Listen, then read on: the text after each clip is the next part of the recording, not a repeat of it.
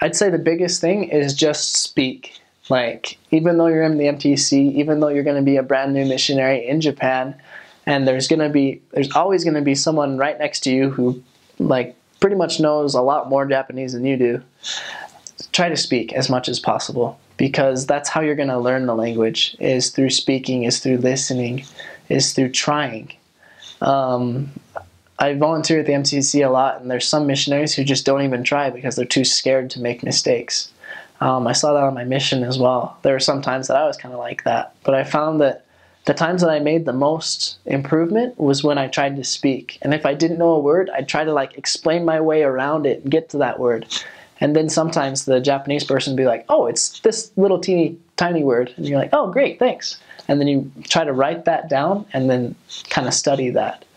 That was probably the biggest thing that I feel like a lot of missionaries don't always like do is just try to speak as much as you can and do your best, and try not to worry too much about like your sentence structure and stuff like that. Like, you need to worry about it to a certain extent that you have it mostly correct. But if you're paralyzed by the fear of messing up, then you're not going to be very effective in communicating the message of the Lord. So just try your best. Try to speak as much as possible.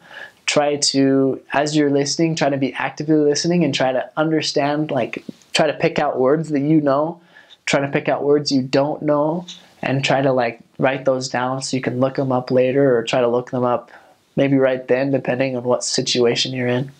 If you're in the middle of sacrament meeting and you don't understand anything, sometimes it's not a bad idea to whip out a notebook and start writing down words you don't know, because that can be a really good way for you to begin to learn the language really well.